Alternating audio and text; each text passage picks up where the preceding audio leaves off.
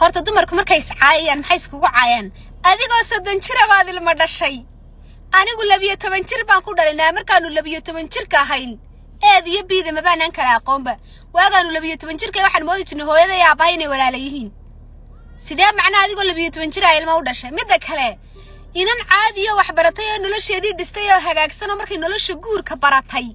ee qiimaha reernimada iyo mansabnimada iyo meeqaamka nolosha iyo sharafta iyo jacaylka ay baratay markay guursatay goorma laga dhigayaa wax ay oo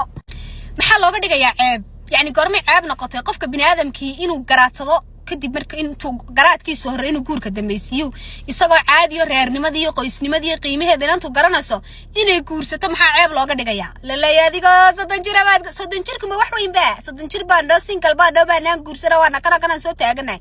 ilaa haddana ciyaal baan isku haysanaa yani maxaa ceeb iyo aflagaado looga dhigayaa adigoo 30 jir baa maxay baan ku curtay 2 jir baan ku curtay waa in looga dhigayaa anagu 12 jirkayga iyo 15 jirkayga iyo 18 jirkayga midna maanan haasawi jirin runba fiican iskuulka yagaanu tagi jiray dugsi saraan u dhigan jirnay walaal macaan wana was 16 17 18 markaan walaal iskuulka saraan dhigan jirnay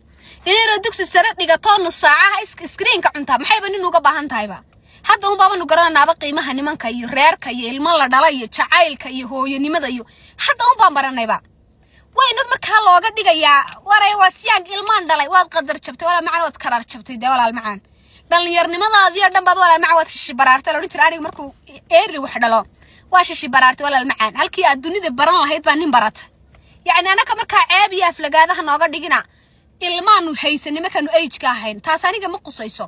tii kale joogtana ma qusayso anytime baan xataa iska sii joogi karnaa markaa noloshu hadda un baaban anagu qiimaheedii garanay ilaahay baan ugu mahadiya wallahi billahi tallahi ilaahay waxyaabahan ugu mahadiya waxa kamid ah anigoo yar inaanan guursan halkeen geynaya ilmaha markaa anigoo yar guursada anigiiba u baahan qof fikriye hadda naga dhamaadanayaa waa bilaa isku caayasaan dee